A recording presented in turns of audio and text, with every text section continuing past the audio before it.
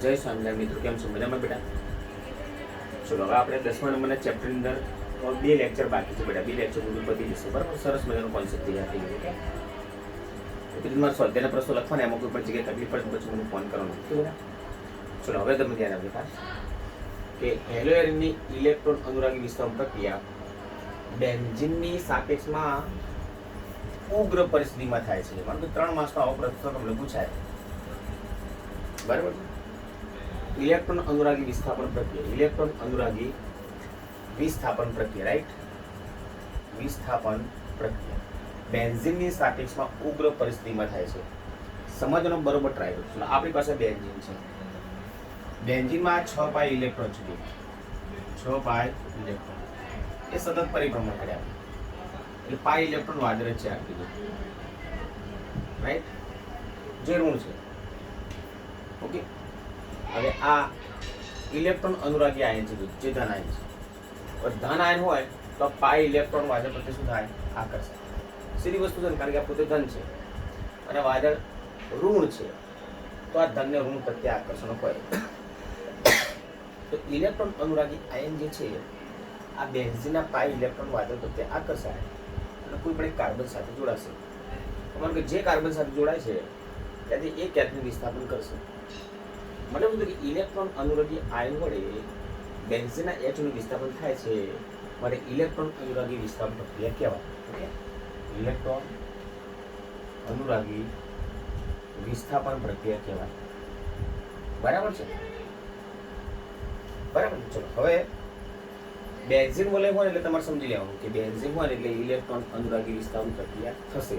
કોના કારણે થશે? તો કે પાઈ ઇલેક્ટ્રોન વાદળના કારણે થશે. બરાબર છે? તો હવે જરા અહીંયા ધ્યાન આપજો. આપણી પાસે આ હેલોએરિન છે, તો હેલિનમાં પણ બેન્ઝીન વલય તો ખરી જ ને, બરાબર છે?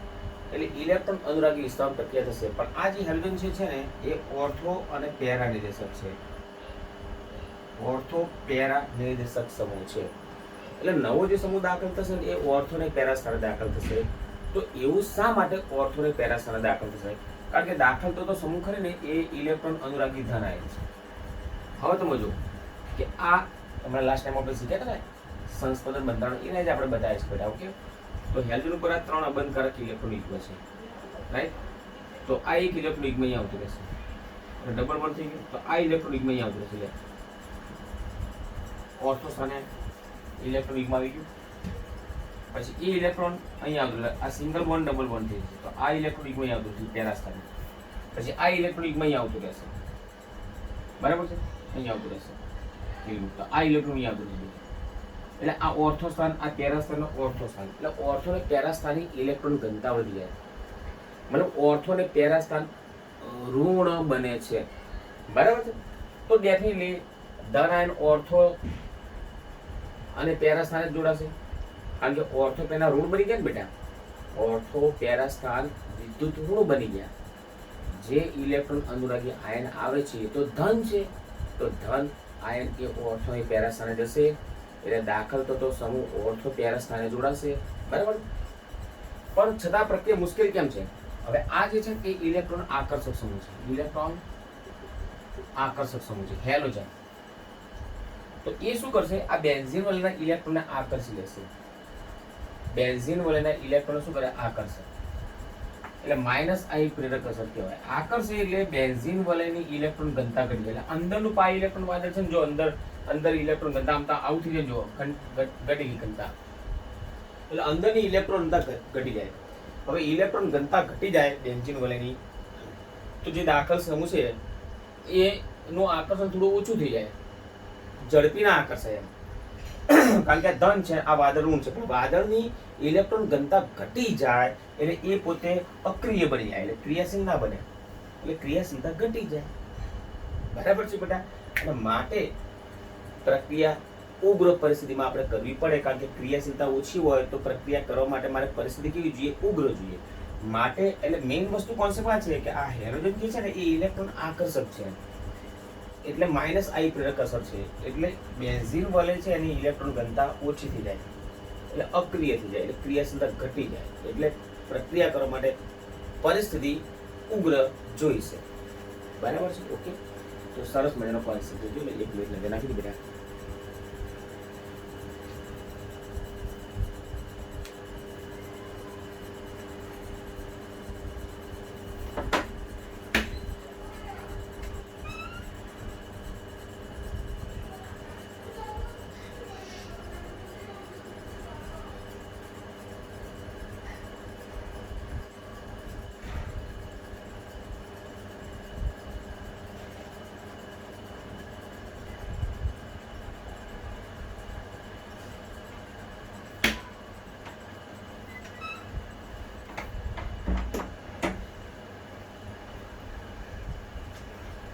ચલો કે ઇલેક્ટ્રોન અનુરાગી વિસ્થાપન પ્રક્રિયા આપણે હમણાં આપણે 11 સાયન્સની અંદર બરાબર છે બેટા.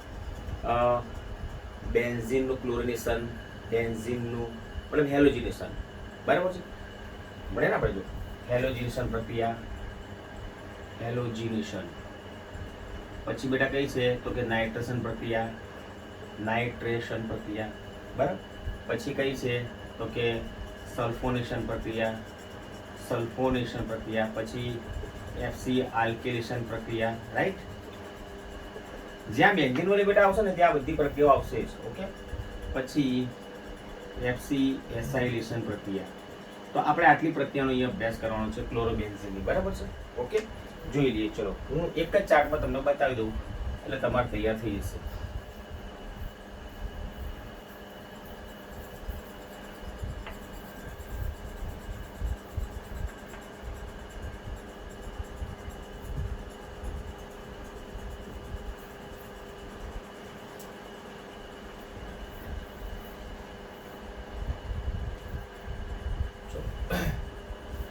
ચલો એ આપણી પાસે આ ક્લોરોબેન્ઝીન છે. બેન્ઝીન ઉપર Cl, ક્લોરોબેન્ઝીન. ઓકે, ચલો પહેલી આપણે બતાવીએ ક્લોરિનેશન. તો ક્લોરિનેશન કરવું હોય ને તો ઇલેક્ટ્રોન અનુરાગી ધનાંક કયો તો કે Cl+. બરાબર. તો Cl+ જોઈતો હોય તો એના માટે પ્રક્રિયા તમને ખબર છે કયા દિવસે Cl2 અને ઉદ્દીપક તરીકે નિર્જળ FeCl3. મેં કીધું ઉદ્દીપક વગર તો પ્રક્રિયા થશે જ બેટા બરાબર છે. અને બીજી વાત તમને કીધું સારું નવા સિલેબસની અંદર છે ને આમ ખરેખર પરફેક્ટ પ્રક્રિયા પરિસ્થિતિ પ્રબળ નહીં બતાવતા એમ. સારું મને પોતાને નવી લાગે છે. હકીકત અંદર બેટા તમે કીધું કે આખા વર્લ્ડની અંદર હોશિયાર વ્યક્તિઓ ક્યાં છે તો ગુજરાતમાં છે. જો ખરેખર ચોપડી તમે જો ગુજરાતમાં લખેલી જે ચોપડી થઈ જૂની એ તમને વાંચવાની મજા આવશે જબરદસ્ત બરાબર છે. એનું રીઝન તમને કીધું કારણ ગુજરાતના શિક્ષકો બેટા બહુ હોશિયાર હોય. જો ગુજરાતના શિક્ષકોના લોકો ચોપડી લખવા આપે ને આ નવી ચોપડી જે બહાર પાડી છે તો તમારું તો તમને હાચમાં જો કીધું બેટા 50% કામ છે ને તમારું ઓછું થઈ જાય. આ તો સારું કે ગુજરાતના શિક્ષકો અમુક બહુ હોશિયાર છે તો તમને કોન્સેપ્ટ બહુ ઇઝીલી પડી જાય છે ખબર. બાકી ખરેખર તમને કીધું કે આ લોકો NCERTનો સિલેબસની જે વાત કરે ચોપડી વાંચે છે એના જે શબ્દો જે ઉપયોગ કર્યો છે બેટા અને પછી ભાષા જે છે ને બહુ મૌલિક ભાષા નથી વાપરી એટલે બાળકોને તકલીફ જબરજસ્ત પડે છે. બાકી તમારે ગુજરાતના અને આમાં લે દુનિયામાં ક્યાં જેટલા વ્યક્તિઓ જે હોશિયાર છે આખા દુનિયામાં વિસ્તરેલા બધા કોણ છે ગુજરાતના છે બેટા. ગુજરાતના જ વિદ્યાર્થીઓ ટોપર બને છે કોઈ પણ જગ્યાએ. અમેરિકા જાઓ કે પછી જાપાન જાઓ કોઈ પણ જગ્યાએ જાઓ ગુજરાતના લોકો બધે વસેલા છે. તેનું સાંભળ્યું કે રાજસ્થાનના બધે વસેલા હોય જોયું તમે કીધું કર્ણાટકના આખી દુનિયામાં વસેલા એવું નહીં હોય બેટા ગુજરાતના જ બધે હશે કારણ હોશિયાર વ્યક્તિઓ છે. તો જો Cl2 નિર્જળ LCl3. ઓકે. હવે નવો દાખલ થતો સમુદ્રી ખરીને કયા સ્થાને દાખલ થશે ઓર્થો અને પેરા સ્થાને કારણ કે આ ઓર્થો પેરા નિર્દેશક સમૂહ છે મેં તમને વાત કરી ને. એટલે જો એકવાર ઓર્થો સ્થાને દાખલ થશે અને એકવાર પેરા સ્થાને દાખલ થશે. આ Cl અને ઓર્થો સ્થાને Cl અને ધ્યાન આપજો બેટા આ Cl અને પેરા સ્થાને Cl. હવે તમારે એક વસ્તુ યાદ રાખવું કે પેરા છે ને એ વધુ માત્રામાં મળશે વધુ માત્રામાં અને ઓર્થો સમઘટક ખરે ને એ અલ્પ માત્રામાં મળશે. દરેકમાં આવું જ હશે. ઓર્થો સમઘટક અલ્પ માત્રામાં મળશે અને પેરા સમઘટક વધુ માત્રામાં મળશે. ઓકે ચલો આ 1 2 બે છે ને ડાયક્લોરોબેન્ઝીન 1 2 ડાયક્લોરોબેન્ઝીન બરાબર 1 2 ડાયક્લોરોબેન્ઝીન. આ 1 2 3 4 1 4 ડાયક્લોરોબેન્ઝીન 1 4 ડાયક્લોરોબેન્ઝીન. ઓકે ચલો સેકન્ડ રિએક્શન કઈ આવશે બેટા તો કે નાઇટ્રેશન રાઈટ. ચલો નાઇટ્રેશનમાં કયો ઇલેક્ટ્રોન અનુરાગી ધરાવે છે તો કે NO2+. તો NO2+ કેવી રીતે બનશે તો કે સાંદ્ર HNO3 અને ઉદ્દીપક તરીકે સાંદ્ર H2SO4. અહીંયા આર પેદાશ HCl આવશે કારણ કે એક H છૂટો પડશે એ Cl સાથે આવશે એટલે HCl રાઈટ. હકીકતની અંદર શું છે ધ્યાન રાખજો ખાસ કે HNO3 નાઇટ્રસના પ્રક્રિયકો સાંદ્ર HNO3 ની સાંદ્ર H2 અહીંયા આરપીએસ તમને પાણી મળશે અને NO2 સમૂહ એકવાર ઓર્થોસ્થાને આવશે ને એકવાર પેરાસ્થાને આવશે. તો જોઈ લો જરા ધ્યાન રાખજો. આ ક્લોરોબેન્ઝીન, આ Cl ક્લોરોબેન્ઝીન બેટા ઓર્થોસ્થાને NO2 અને બીજી વાર કયા સ્થાને આવશે તો કે પેરાસ્થાને આવશે. ચલો આ ક્લોરોબેન્ઝીન અને બીજી વાર કયા સ્થાને આવશે તો કે પેરાસ્થાને આવશે. સો 1 ક્લોરોનાઇટ્રોબેન્ઝીન અને નાઇટ્રોબેન્ઝીન કહીશું કારણ કે નાઇટ્રોની ક્રિયાશીલતા વધારે છે. મને તો પહેલો કાર્બન છે ને બીજું કાર્બન છે. 1 ક્લોરોનાઇટ્રોબેન્ઝીન 1 ક્લોરો 2 નાઇટ્રોબેન્ઝીન 2 નાઇટ્રોબેન્ઝીન રાઈટ 1 અને 4 1 ક્લોરો 4 નાઇટ્રોબેન્ઝીન ઓકે 1 ક્લોરો 4 નાઇટ્રોબેન્ઝીન આ મુખ્યની પછી આ વધુ પ્રમાણમાં મળશે અને આ કેવું પ્રમાણ મળશે અલ્પ પ્રમાણમાં ઓકે. ચલો પછી બેટા શું આવશે સલ્ફોનેશન ઓકે સલ્ફોનેશન રાઈટ. તો સલ્ફોનેશન માટે ઇલેક્ટ્રોન જ્ઞાન કયો છે તો કે SO3H+.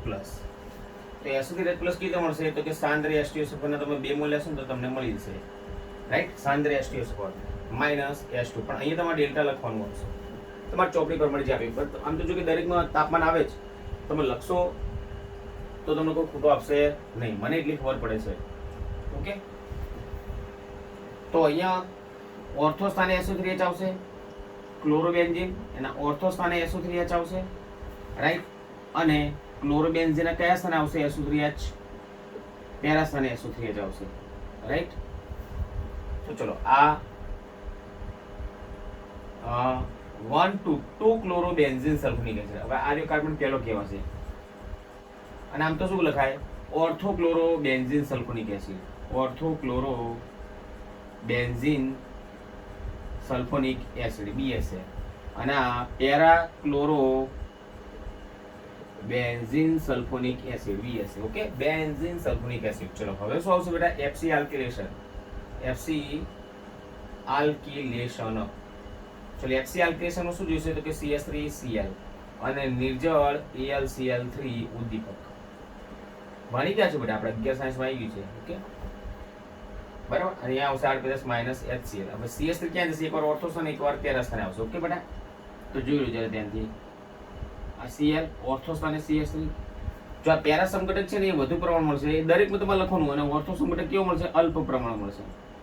ચલો વત્તા ક્લોરોબેન્ઝીન અને એના પેરા સ્થાને CH3 બેટા બરાબર છે. સો ઓર્થોક્લોરોટોલ્યુઇન બેન્ઝીન ઉપર CH3 એના ટોલ્યુઇન કહેવાય છે રાઈટ. અને આ શું છે બેટા તો કે પેરા ક્લોરોટોલ્યુઇન ઓકે. ચલો હવે એ રીતે અહીંયા બતાવી દો બેટા FC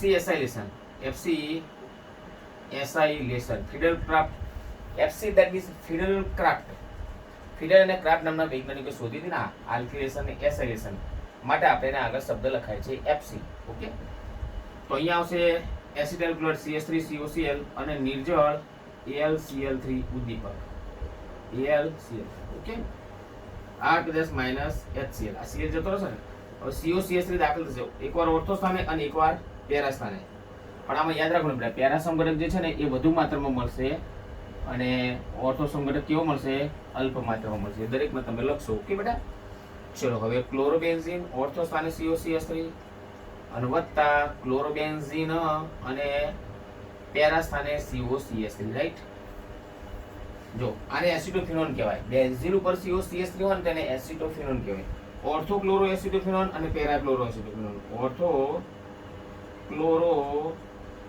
એસિટોફિનોન અને બેટા શું થશે પેરાક્લોરો એસિટોફિનોન. એટલે આ તો બોર્ડની એક્ઝામમાં તમને બેટા 4 માર્ક્સનો પ્રશ્ન પૂછાય કે ક્લોરોબેન્ઝીનનું chlorination nitration sulphonation FC alkylation FC acylation પ્રક્રિયા તમે લખો. એટલે કોઈ પણ તમને 4 પ્રક્રિયા લખવાની કહે તો 4 માર્ક્સ તમને મળી જાય. કેટલા માર્ક્સ મળી જાય 4 માર્ક્સ. આ 4 તમે બેટા 5 વખત લખશો ને તો તમારે તૈયાર થઈ જશે ઓકે. મને હોમવર્કમાં બતાવો બધા છોકરા હોમવર્ક નથી બતાવતા બેટા નુકસાન તમને થશે જો બોર્ડ નીટની એક્ઝામ લેવી કે ના લેવી એટલે તમે ઇનકરેજ ના કરતા પણ રિલેક્સથી તૈયાર કરો ટેન્શન વગર તૈયાર કરો ઓકે. ખબર પડી. 11-12 સાલના છોકરાને આપણે એમ કહીએ ફોન કરીને કે બેટા કેવું ચાલે, ભણવાનું યોગ્ય ચાલે છે, બરાબર છે, લેસન કર, આ બધું સારું ના કહેવાય બેટા. એ તો કે 5, 6, 7મા ધોરણમાં ભણતા છોકરાને આપણે ફોન કરીને કહીએ ને કે તો ચાલે. 11-12 સાલના છોકરા તો સમજુ બાળક કહેવાય. 11-12 સાલના છોકરાને તો અમે ફોન કરીને કહીએ ને કેવું ચાલે છે ને સમાચાર લે ને સારી બાબત ના કહેવાય. ખ્યાલ આવે છે? એ તમારે ઓલરેડી સમજદારી છે, તમારે જાતે કામ કરવાનું, કહેવાનું કે સર આ ટોપિકનું લેસન જોઈ લે, સર આ ટોપિક સરસ મજાનું તૈયાર થઈ ગયું, સર આ ટોપિકમાં જરા જો ને જરા બરોબર છે, આ સમજો બરોબર છે, ન સમજો ફરતી સમજાવી દઈએ. ઓકે બેટા, પણ તમે જાતે કામ કરો. ઓકે, ચલો નેક્સ્ટ લેક્ચરની અંદર હવે આપણે લગભગ એકાદ લેક્ચરની અંદર ચેપ્ટર સુધી જશે, પૂરું થઈ જશે. ઓકે બેટા, પછી આપણે 6થું ચેપ્ટર શરૂ કરીશું, કારણ કે તમારે એકમ કસોટીમાં ખરી 6થું ચેપ્ટર એટલા માટે જોયું. ઓકે, જય સ્વામિનારાયણ મિત્રો.